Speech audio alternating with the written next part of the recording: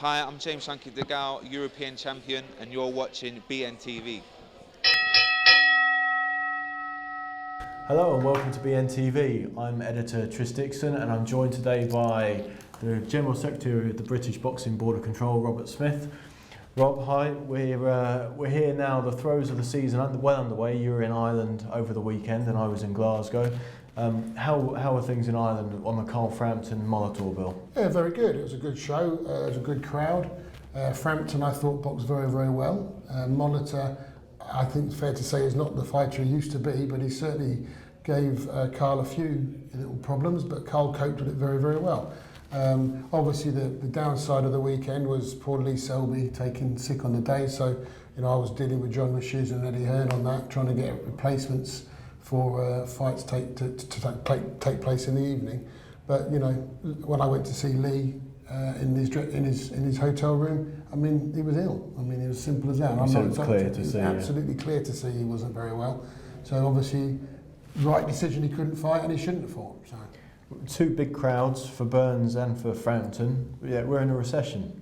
Yeah, I mean, we talked about this many times, but boxing, if you get the right fights, boxing sells. I mean, I wasn't at the Burns Mitchell fight, but you knew it was going to be a good fight. I thought it was going to go a bit longer than 4 rounds, I have to say. So it's a tremendous performance by Ricky. But Ricky is doing some wonderful things lately. Who would believe it? He's had a tremendous 18 months or so. So no, if the fight is right, people will go and see it, and that's what we need to make sure we do. I sometimes go to tournaments. And where look at the bill and you think, oh well, the left-hand side's going to win, or it's going to be a shutout. And if we've got a product to sell, we have to make sure we sell it right. And I think people are realising that now. The whole country's been hit by the financial situation, not just us. You don't think we're something special, because we're not, because everybody's having a problem, other than maybe football, which is obviously God, But we've got to tailor that, and promoters and managers and boxers have to work to get over that, and TV networks. And TV networks have to get over that, and they will, because the sport is a good sport and people like to watch it. How encouraged are you about the state of the game moving forwards? Obviously, I know we've got a very busy end of the year with Froch, we've got Hatton, and then obviously longer term we've got a fabulous crop of Olympians coming through. Absolutely. I think the Olympians have done a tremendous job. The whole team were tremendous. Robert McCracken deserves a huge amount of praise for that, and also the whole team, because he can't just do it on his own. But obviously, he's the man who's put it all in place, along with Derek Mapp at the GB squad. So, they have done a wonderful thing, and it's enlightened us to a certain extent. And yes, one day possibly they'll turn pro. I hope not just yet for some of them. Some of them are very young, and they could do with a little bit of experience in the amateurs. But eventually, I suppose, if they have that ambition, then great, they will turn pro, and they certainly have the talent to go far in the sport. And the great thing about it is they're in a professional setup now, so it shouldn't be too much. And the experience they've gained by travelling around the world and all the countries they've boxed, they should be able to change over from the amateur sport code to the professional code. You would hope reasonably well, because we all know there is a big difference. And but you look at that team, there's some real good talent there. I mentioned Ricky Hatton. The board had stripped Ricky of his licence 2 or 3 years ago, after all the revelations that were in the news of the world. Was it hard to give him his licence back? And how did the meeting go? The meeting was very good. Ricky looks very good. One thing about Ricky, here's what you see. He tells you how he believes it. And he went through a bad period. I think we're all not immune to bad times in our life. He went through a bad period. He found it difficult to adjust to retire in his retirement, which he's not the first sportsman to do that. There's the history of sport in any sport is littered with things like that. Luckily, it's not that many really, but of course he's a big name and it gets out there. And he quite rightly admits he found it difficult. He got his trainer's licence back, etc. He started training his boys, and he obviously felt that by doing that, he's getting the bug back. we will never know once he gets all his medical sorted out, but you don't know exactly what is left until he gets into the ring and fights the first time, and maybe the second time. And I think Ricky is well aware of that. He's a sensible boy. He knows what he's doing. He seems to believe what he's doing is right, and I wish him luck. And the board listened to him and took it on board that he's going to be fit. As long as he's cleared medical-wise, there's no reason why. He's 33, 34. Some people say he shouldn't be doing it. The two people he lost to are possibly some of the greatest fighters that ever walked on the planet, and there's no shame in that. But he just feels he's got something to prove to himself, and he's entitled to do that. Was it an emotional meeting? Because I know Ricky's in a position where he's getting a lot off his chest at the moment, isn't he? No, I wouldn't say it was overly emotional. No, he come in and he laid down exactly what he wants to do. We talked about his past, talked to him about what he's doing now, and talked about his plans for the future. And he was very open, very candid. Nobody was sobbing buckets, but obviously he does it because he believes it, and he's a passionate guy. How much of a shot in the arm is the Hatton comeback for British boxing? If it works, it'll be a great shot in the arm. Yeah. I mean, if it goes belly up, then it's not a great shot in the arm, because obviously people would love to jump on the bandwagon and say you shouldn't have done this, you shouldn't have done that.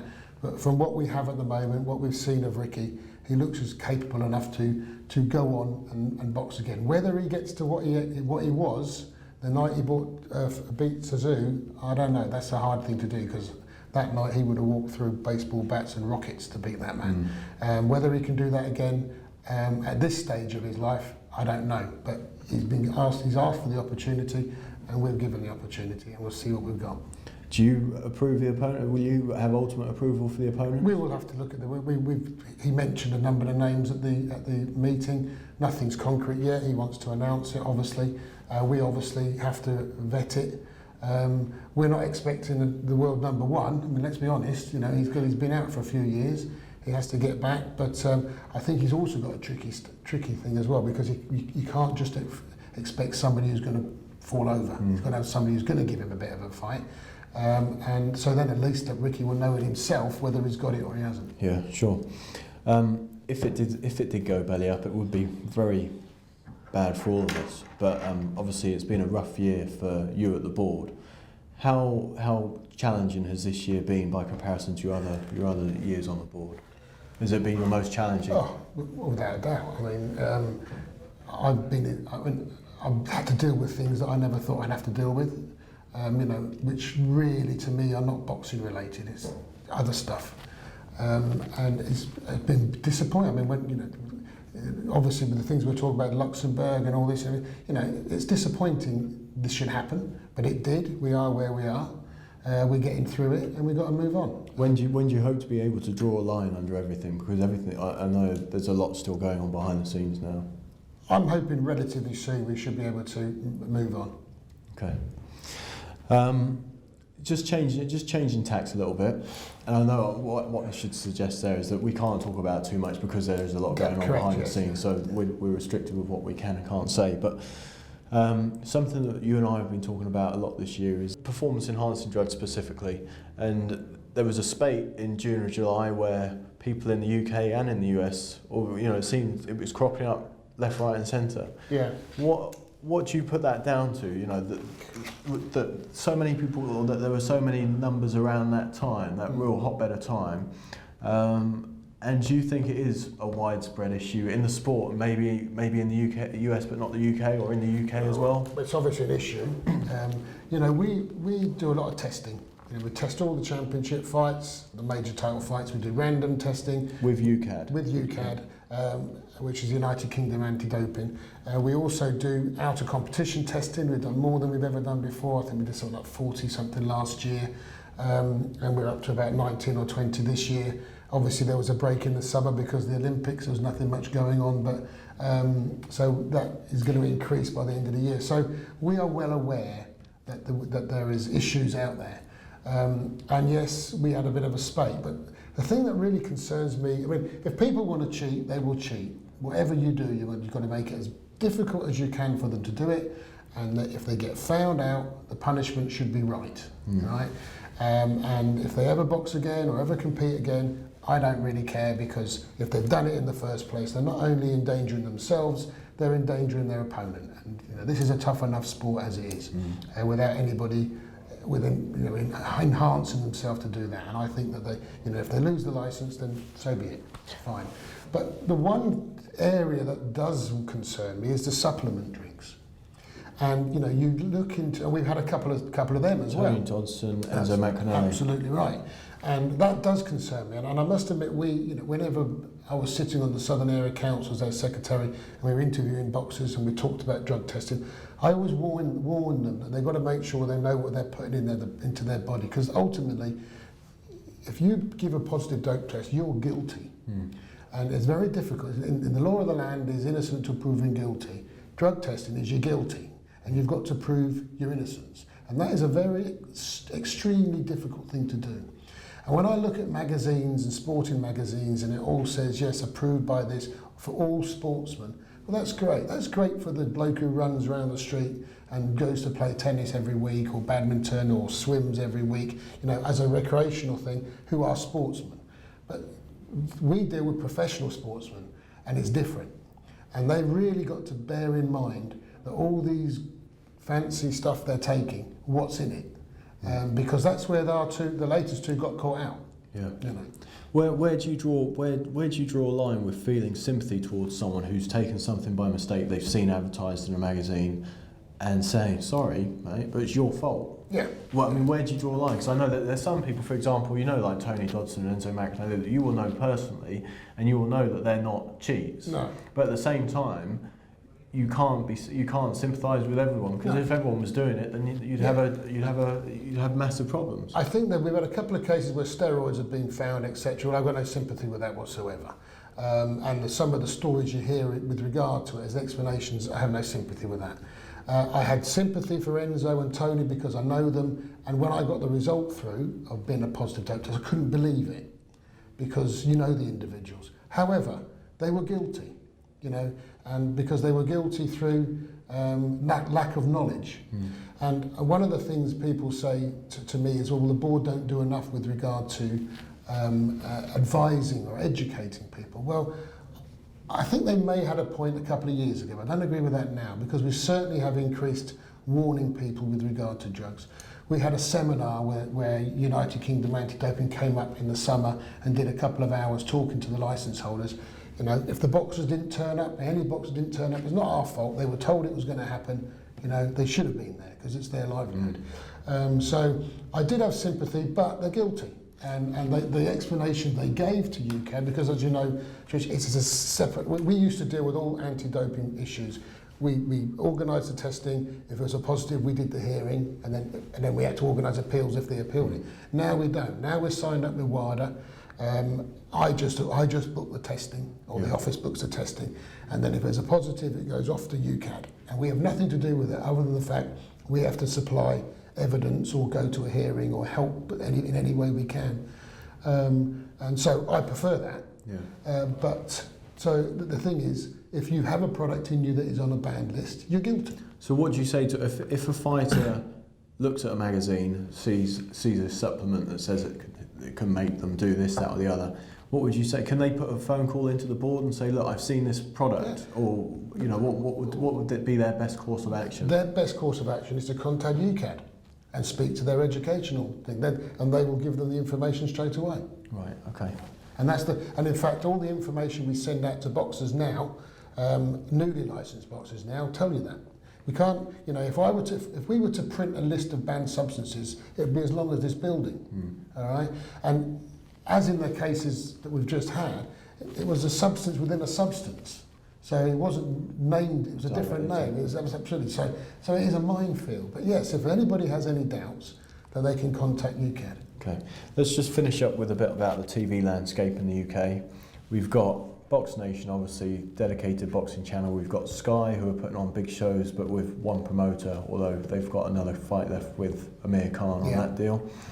We've got Channel 5, who've got Tyson Fury, they've got Eubank Jr, and now they've got James DeGale and Kid Galahad as well. And plus there's still boxing on Prime Time, who had the Chavez Martinez fight recently. What do you make of the landscape at the moment? And do you think it's good for fight fans at the moment? I think there's more boxing on different channels than there has been for quite some time. And now you've named all those people. I mean, the world of television has changed. We are more of a pay for a product now. We are like America, where you have to get onto subscription to watch sport or anything like that. I think it's a great shame we're not more on terrestrial television, but thank God Channel 5 has shown an interest with Mick Hennessy, and Mick's done a really good job. But Frank Warren has put his money where his mouth is with Box Nation. That's a very, we know the difficulties he's had. Hopefully he'll get over that and attract more fights to it. And it's great to have a boxing channel. And then we have Sky, who have done a wonderful job over the years. They've changed their policy. Whether that's the right thing to do, only time will tell. But that's their choice. It's their right. They're the people spending the money. It's their right to do what they want to do. Just looking at the detail of those three outlets, and obviously we haven't mentioned, but obviously the Goodwins have also got a slot on Prime Time as well, to their credit. And Spencer Fearon's had his shows televised as well, so that's all, that side of things are going well. But Eddie Hearn's philosophy on Sky, bigger shows, fewer of them, make them more event and draw in maybe more casual fans. I mean, what do you think about that as an approach? That's very much like the German method. Germany with the Klitschko's have been doing that for a few years now. Albeit with just one main event, though. But still, they don't have shows like we have. I mean, we had something like 200 shows last year. Germany don't do anything like that. But their big event is a big event, and I can see where Eddie's coming from. That's the sort of model that he's talking about. But only last weekend we had 10 shows between the Friday to the Monday or Sunday night. We had 10 shows. That's a lot of shows. It's a lot of people going to boxing. And then, as you said earlier, we still had 6,000, 7,000 people in Glasgow and 5,000 people in Belfast. So a lot of people going to boxing, and a lot of boxing. Yeah. With regards to Frank Warren, you say obviously he's put his money where his mouth is, and he's launched Box Nation. I mean, it is a ballsy venture, isn't it? Oh, without a doubt. But Frank, sort of thing that Frank does, and we'll just have to see what happens. I mean, he's getting the fights now. So Price and Harrison will be interesting.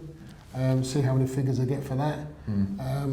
But no, he said he needed to do it. He's done it, and good luck to him. And all of the promoters, for the most part, have had various knockbacks and various issues throughout their careers, including Frank. I mean, Mick Hennessy's had a really tough time of it in the last couple of years. When he had a really talented stable and lost the ITV deal through no fault of his own, when he was delivering good figures for them and good fights. And now he's got Channel 5. I mean, enormous amount of credit for his perseverance, don't you agree? I have to say, I mean, it showed great bravery, Mick, as you say, everything was going really well, and then, as things in life, he lost a couple of the fighters, and it all changed, and the TV deals went, etc., because of losing, Vicky versus TV, and the box was going. Yeah. But he kept going, and then a big heavyweight walked in the gym, and he got in contact with that, and that helped him with Channel 5, obviously, and now he's signed up with Mr. Gale's going to be boxing on his show. So the bigger names and championships are coming to that, and all credit for Channel 5 as well. Because they've obviously got another story as well with Eubank Jr. Yes, and that's another thing that they're able to follow through because of the surname. Absolutely right, surname sell. Yeah. In this case, it certainly does. But surname can only get you some fight. He's got to be able to prove he can fight. And what I've seen of him, he certainly has ability. Definitely. He's with Ronnie Davis, who I know really, really well. Very good trainer, and he'll look after him right. And if he's got it, it'll come out. So although we just started the season, we're on the back stretch of 2012. What are your hopes for next year, 2013? Well, I hope at the beginning of every season, that we get all the fights we want to see, the best fight the best. Things within the sport in the country stabilise a little bit. We're always going to have conflicts, let's get real. I know there's always going to be conflicts because everybody is fighting for their living, Promoters are in competition with other promoters, boxers are in competition with other boxers. So, I just want the best fights to be made. I'd like if at all possible, and I think it should happen and it can happen, is that we have more work between promoters to get the right fights on. You know, as I've said before, the board put out more purse bids than ever before. Sometimes they happen, sometimes they don't. Sometimes they happen where it's different managers and different promoters working with other camps, etc. So it can happen, and I really believe it should happen. Personally, I just hope everybody stays safe, because this is a very tough sport. You know, we put in place what we can. We believe if we're not the best, we're certainly one of the best commissions in the world with regard to medical cover, etc.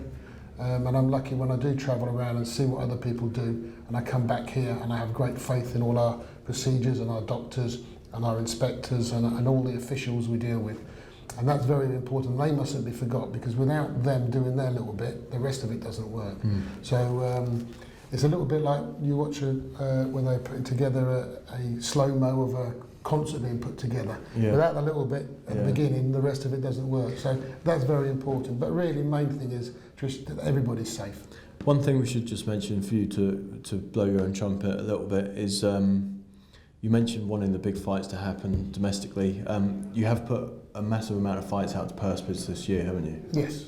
Is that more than you have done before? Yeah, I mean, I don't know the figures off the top of my head, and I'm not a great one for figures anyway, to be honest with you. But yes, we want the fights to happen. We believe the British title, or an English title, or a Celtic title are great titles. I mean, there's been a resurgence of area titles actually recently. So, you know, there've been a few more Southern area and Central area and Midlands area championship. And they're being used in the right way, aren't they? And they're being used in the right way. To get people up to that level. Absolutely right. And because it's a good, I've always believed in area titles, a good learning curve.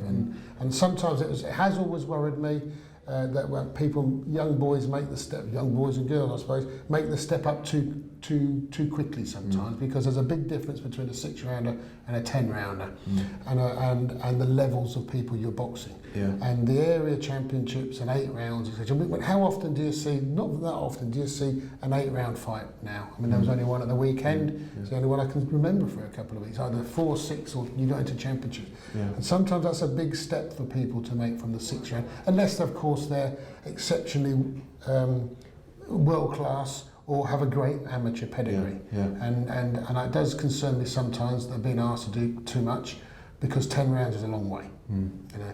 But the area championship has come back in force, and the English championship is working very well. The Celtic doesn't work that great just yet, but hopefully we keep plugging along with that. And of course the British title, I think, is the best one of the lot, best trophy and everything. Are as many fighters trying to win it outright as you'd like? Because I mean, there seems to be people do win it and then want to move on quite quickly. Are as many people sticking around to try and win it outright as you like? I don't think. I've never thought about that, to be honest, Tristan, but I don't think it's new, is it? I mean, you know, I've certainly been associated with a manager who had 2 British champions who gave up the British title and never won a Lonsdale belt because they moved on to something bigger, because something happened at the time with the right opponent and whatever. So that's happened, and that can happen here. It's a bit more trickier to win because you've got to have 4 wins now with a mandatory, so maybe that has bearing on it. But no, I don't. I never crossed my mind, because I mean, I was only talking to Tony Bellew the other day, and he's passionate to win a Lonsdale belt outright, and he's somebody who could be moving on to European Championship now. And when you look at the light heavyweight division, you know, nobody really jumps out to you as the next challenger as such. So he may be having to move on, but you know, you've got to look at it where you are at the time, and I would say that most people who win a British Championship want to win a Lonsdale belt outright. They're desperate to win a Lonsdale belt outright, but they've also got to look at how it works with their career. Yeah, sure. Okay, brilliant. Well, thank you very much, Rob. Much appreciated. Thank you. Thanks a lot. Get involved with all the best boxing banter at our forum, and that's